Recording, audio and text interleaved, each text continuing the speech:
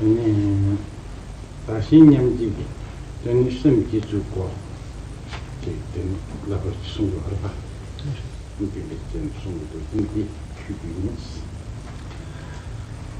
Today I've been asked to speak to you about the practice and methods for equalizing and exchanging your attitudes concerning self and others.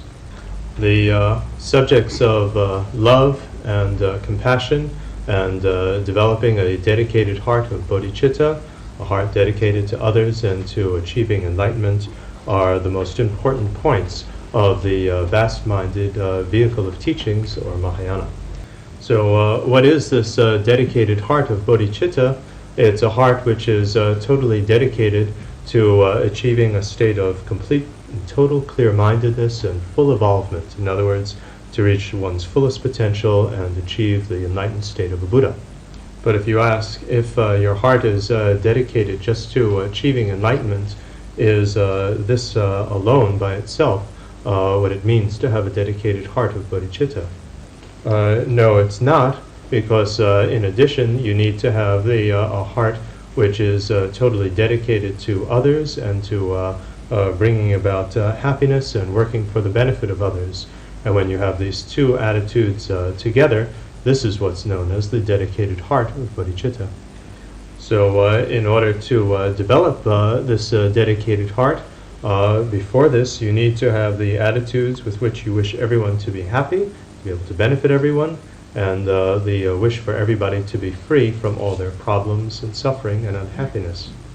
In other words, before you can develop an attitude with which you wish to help and work for the sake of everybody, you need to have the attitudes before of love, which is the wish for everyone to be happy, and compassion, the wish for everyone to be free from their problems. And before you can have this attitude of compassion, the wish for everybody else to be free from their problems, it's necessary to first of all think about your own problems and become aware of them. And if you don't think about your own problems and develop the wish to overcome them and solve them, then it's very difficult to develop the wish for everybody else to be free from their problems. Before you can truly wish to get out of all your problems, it's necessary to realize that no matter what type of situation you might be reborn into, if it's an uncontrollably recurring situation of samsara, it has nothing but problems. So it's necessary to recognize that no matter how wealthy you are, how many possessions you might have, still you have nothing but problems. Whatever type of situation that we're in, in terms of the amount of wealth we have, the amount of possessions we have, it's something which does involve just problems, but this is something that we tend to ignore. We tend to think that in fact we're happy when in fact we still have a great deal of problems with these things.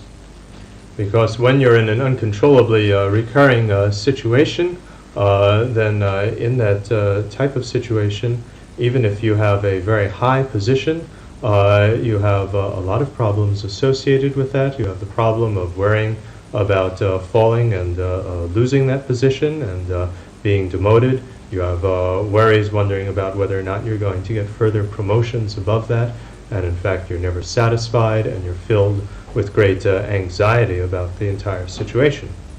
And likewise, everyone who is born must someday die, but most of us, due to the force of great instincts that we have, we tend to try to ignore the fact that our situation always is going to be changing in life, that nothing ever remains static, things are always going to be impermanent, but we grasp at these things as if everything was always going to last forever.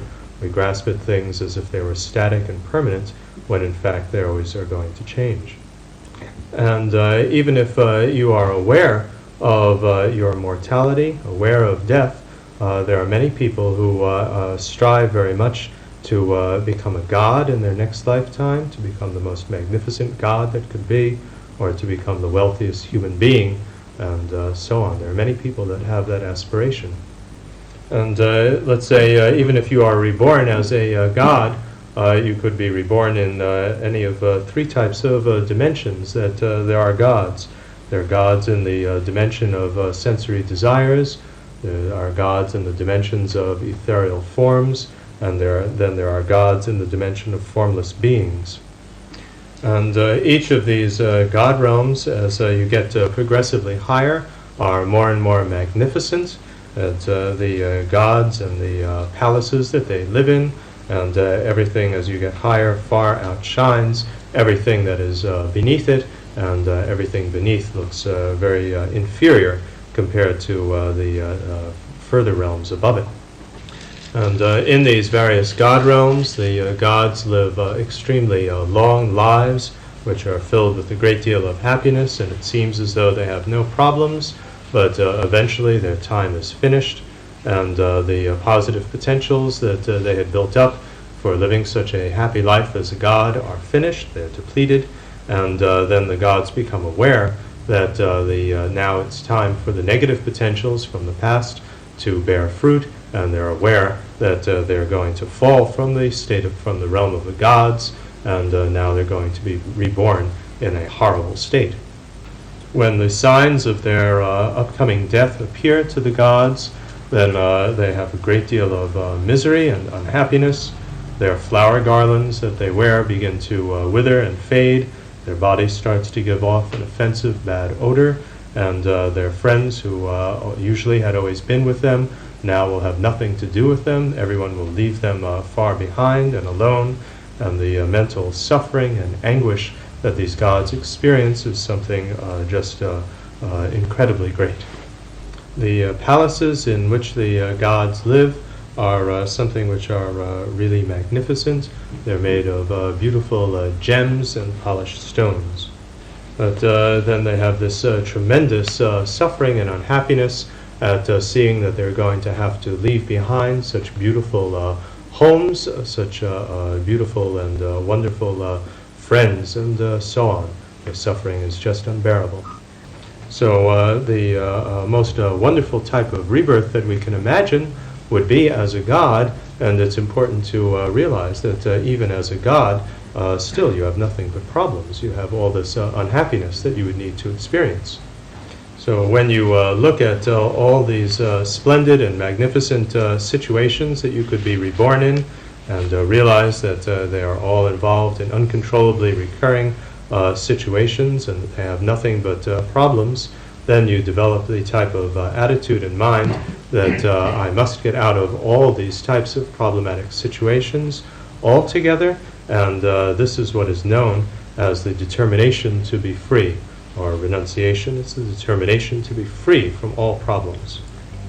And this type of determination to be free is known as the determination to be free, with which you, the determination with which you turn away from your obsession with future lives. And if you actually meditate and build all of this up as a beneficial habit of your mind, then you can actually develop such a determination to be free from your problems. But before you can develop this determination to be free from all with which you turn away from your obsession with future lives, with which you determine to be free from all these problems that would be involved in being reborn in future lives as a god or a wealthy person, before you can develop that, it's necessary to develop the determination to be free, with which you turn away from your obsession with things of this lifetime. Because if you don't turn away from an obsession with this lifetime, it's going to be very difficult to turn away with an obsession with future lives. So if we think about the situation that we all must face in this lifetime, we all must face four major types of problems or difficult situations. So what are these four types of problematic situations? It's birth and getting sick, growing old, and dying, or aging and dying. Now, what about this problematic situation of being born? This is something which involves a great deal of suffering and unhappiness, and since we were very small when it happened, we can't quite remember it. Now, what actually is involved with taking birth? The first moment of birth existence is actually referring to the moment of conception, when your stream of awareness actually first enters into the basis for your future body. So this is the moment of conception is actually what is being referred to as by birth existence, and from the second moment on after conception, the whole process of aging occurs, and you have all the problems and sufferings involved with aging. As for the suffering involved with being sick, this is something which we all are familiar with. Various diseases can be classified in a system of 404 diseases, and in addition to that, there are many new diseases which come up, which have been predicted to arise in later times of degeneration, and these are something which we can see are actually occurring. And anybody who has ever been born, if you think about it, is going to have to face the problem of dying. And if you think about it, then you realize that at the time of death, you're going to have to give up all your beautiful clothes, you're going to have to give up all your favorite foods, and you're going to be in a very pathetic situation as you have to actually leave this life. And there's no certainty in terms of the order in which the various problems of aging and sickness and death are going to occur, because it's possible for someone to die just a few moments after their conception while they're still in their mother's womb, after they have aged a few moments in the womb and then died. Well, you should think about, even if you do survive the whole period of being in the womb, that if you're in your mother's womb, you have to be confined in a very small space for more than 9 months. And you should try to imagine what it would be like if you were locked up in a tiny little closet with no doors, no windows, and if you were shut up in that for even 3 or 4 days, it would be very, very hard for you to bear it. And consider what we were like when we first came out of our mother's womb, when we were tiny little babies. We had no teeth, we had no clothes, we were completely helpless. We could do absolutely nothing for ourselves. We had to be totally dependent on the loving care of our mother. And it is because of that, because of the care that has been taken of us when we were tiny little infants, that we survived this most difficult period and are alive now. And when we were very small babies, we didn't know how to do anything, and that gave us a tremendous amount of problems. You can realize how many problems you had when you were a small child and a baby, if you think about it. It wasn't fun. And when the actual process of being born itself is something which is extremely painful and has a great deal of suffering that's involved in the actual process of taking birth, coming out. But this was something that, even though it was so painful, we don't remember it. And if you live long enough to become old, then the problems of aging and growing old are the longest lasting type of problems. It could last over your whole lifetime. Let's say if you live to be 80 years old, you're going to have terrible problems as you get older and older. And these problems of old age are something which sneak up onto us without our even realizing it. Aging happens very steadily and gradually over a long period, and we're not even aware.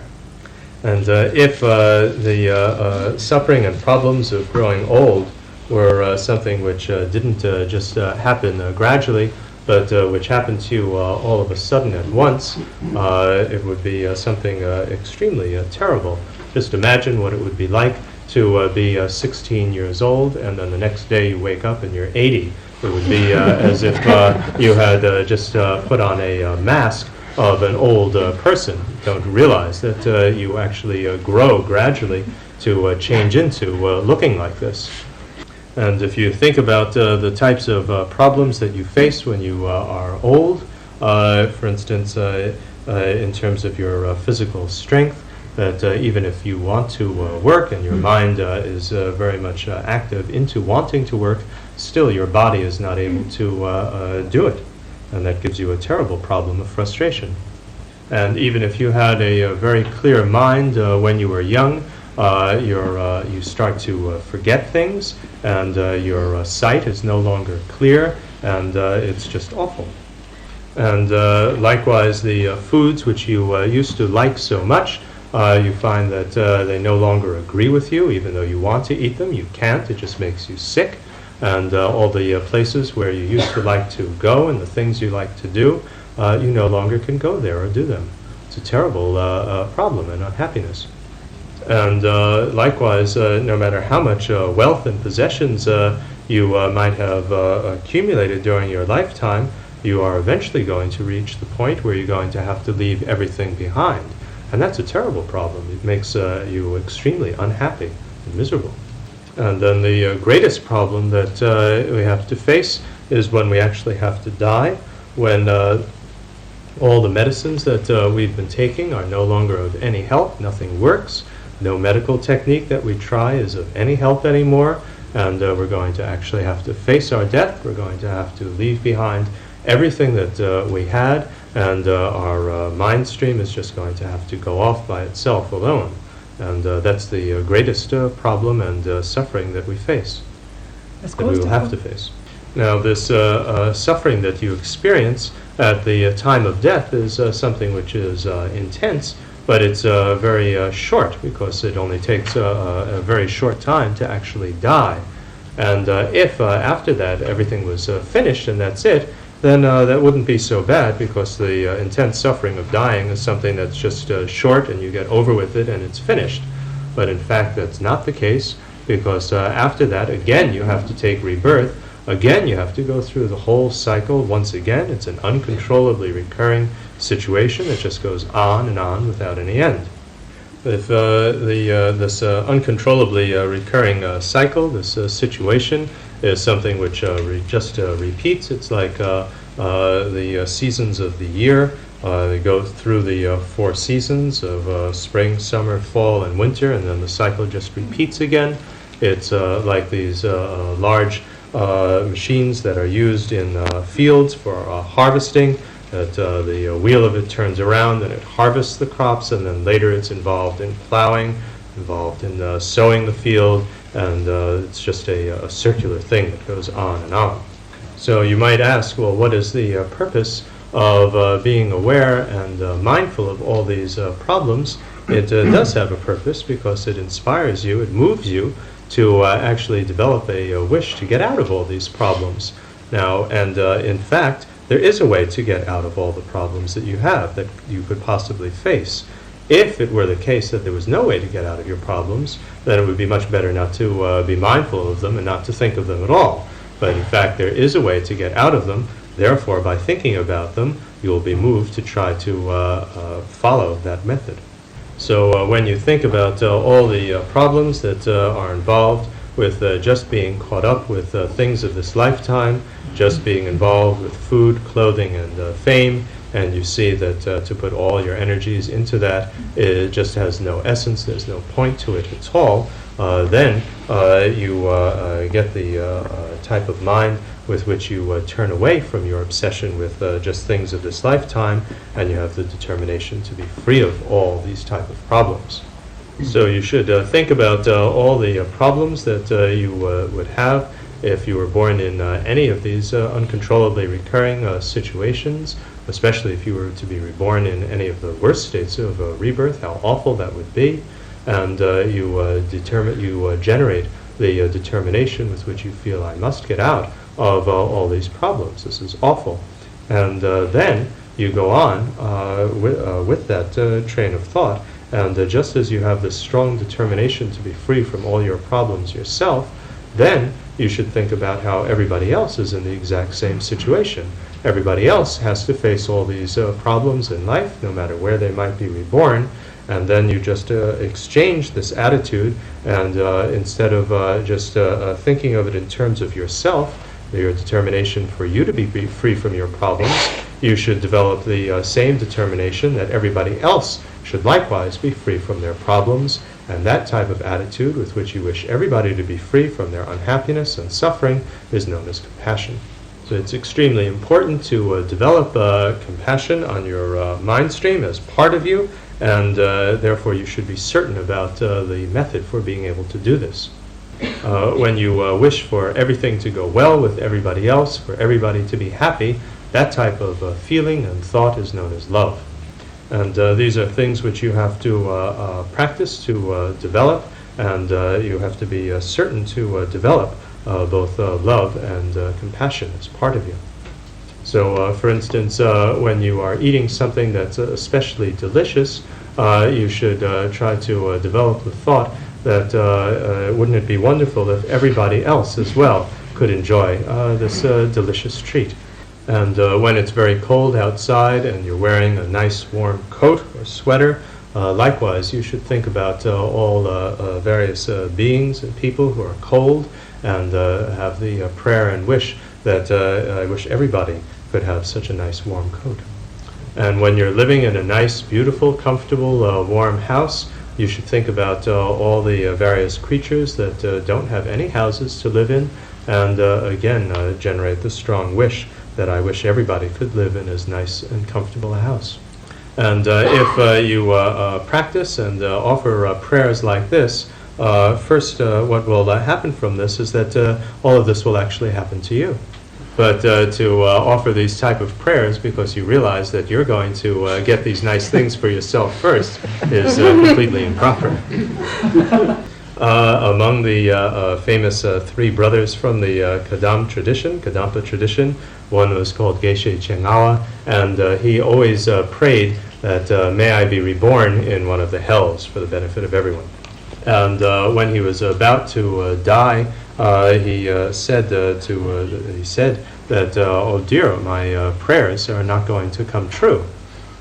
And his attendant asked him, he said, you've spent your entire life doing spiritual practices, and what do you mean now that your wishes are not going to come true?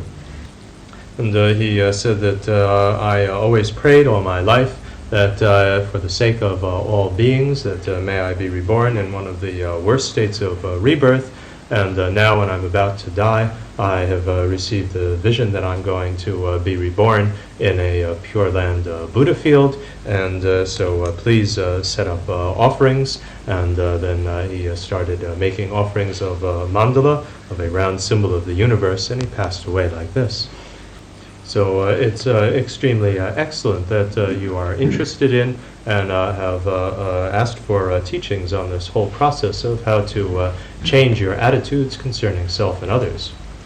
So when you are interested in equalizing and changing your attitudes concerning self or others, then it's very important to go through these procedures and these train of thought as have been explained here. It's like, for instance, laying the ground plan or the architectural plan for building a house. So we'll stop here and for this evening, and now are there... And now I open the floor for questions. It was expected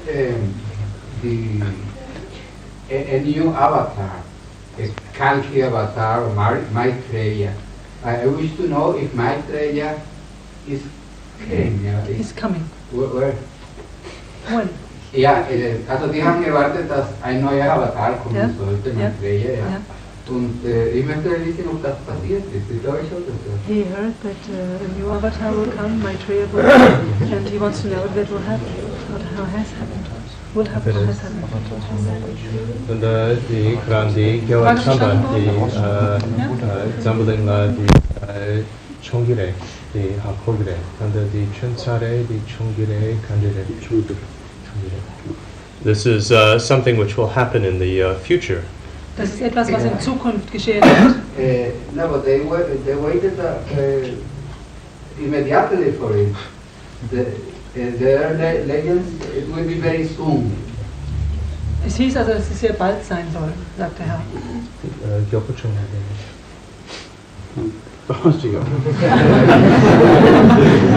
There's a little time left before. Es ist noch ein bisschen Zeit bis dahin.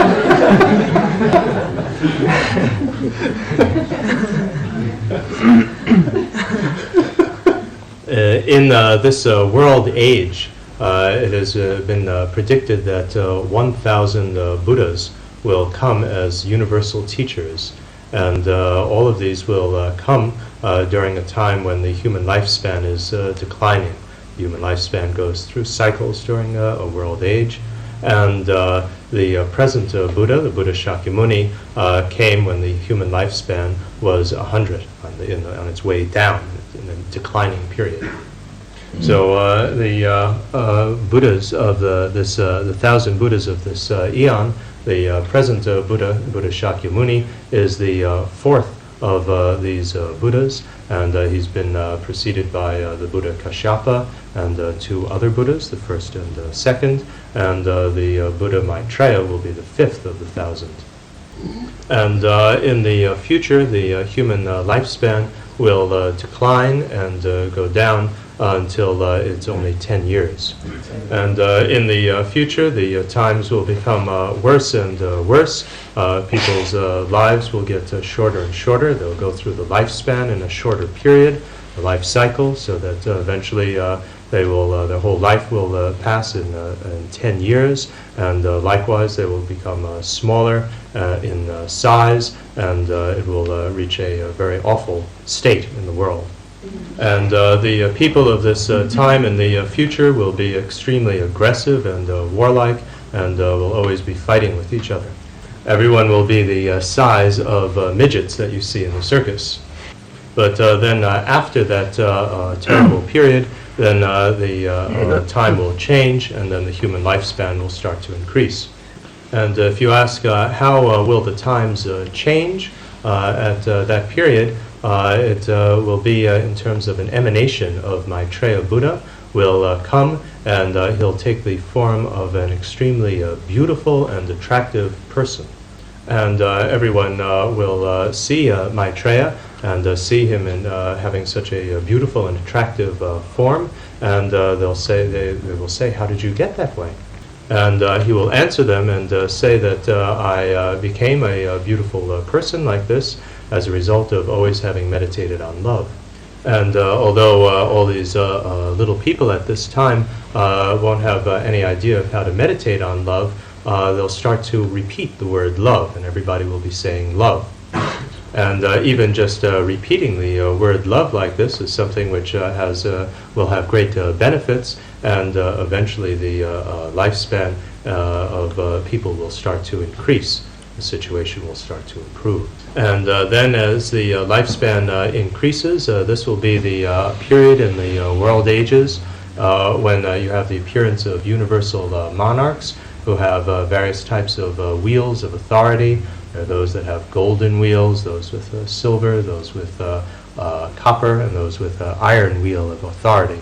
So this is the time of these great universal monarchs. And eventually it will reach a point where people will live to be 80,000 years old. And once it's reached this peak of 80,000 years, then again the lifespan will start to decrease. And when it starts to decrease from 80,000 years going down, then that's the time when the next Buddha, Maitreya, will come as a universal teacher. The Buddhas all appear as universal teachers when the lifespan is decreasing. And this is because in such a situation, when things are getting worse and worse, then this causes people to be interested in finding some solution and turning to spiritual matters. Whereas during the periods of time when the lifespan is increasing and everything is growing better, then no one will take interest in trying to find any spiritual path.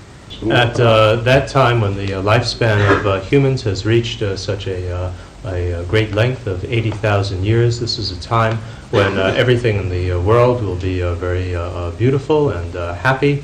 That for instance, the land itself will not have rough mountains and difficult areas, but everything will be smooth like a beautiful, vast plain.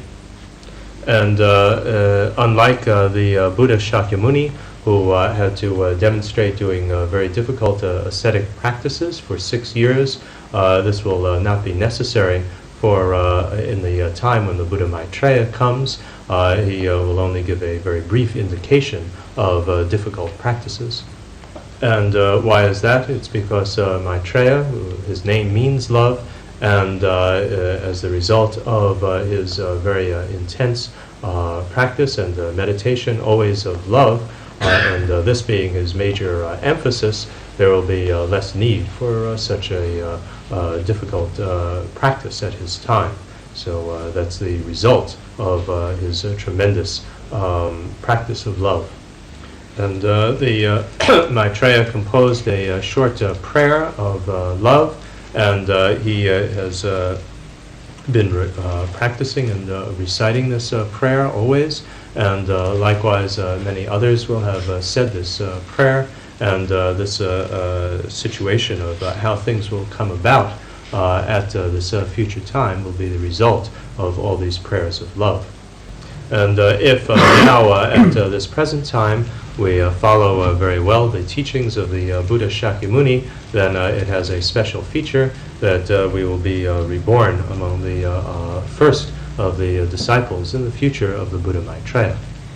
Now, in answer to your question, if you were asking when would Maitreya come in the form of a supreme emanation body with all the signs of a Buddha, and come as the universal teacher, then this is the time that I've described in the far future. But in terms of just ordinary types of emanations of Maitreya, these are present in various different situations, and undoubtedly are present now, working for the sake of all others. How can we have influence on a future rebirth and develop compassion and love if there is no continuity which is going on, no soul-like substance or so which is going on to future lives? How can we benefit future lives and develop love and compassion? How can we influence our future life, and how can we develop compassion if there is no soul-like substance which can do this? When you hear in the Buddhist teachings that there is no soul or no self, you shouldn't think that that means that there's absolutely no such thing as a soul or a self. It's not denying completely everything. Because not only do you hear the statement that there is no self or no identity, but likewise that there are no things. This is in terms of there are no true things. What is being denied is that anything is inherently findable, that ultimately you can find or pinpoint anything. So it's just saying that things aren't inherently findable, but it doesn't mean that things don't exist at all. It says that a self or a soul is something that you can't actually inherently pinpoint and find, but it doesn't say that there's no such thing. It says that the deeds of Bodhisattva last until samsara ends.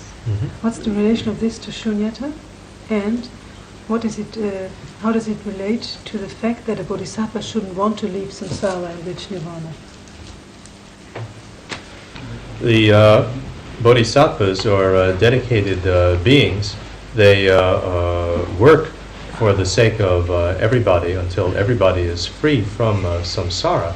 And they have the wish that they are not going to achieve enlightenment themselves until everybody is free. But when they say that, that doesn't mean that they don't reach enlightenment. They have reached enlightenment. There are many, many Buddhas.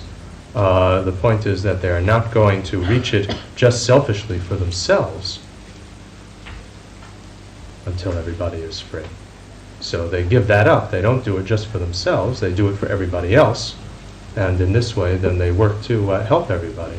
And the way in which they actually do reach enlightenment and become free themselves is through understanding voidness.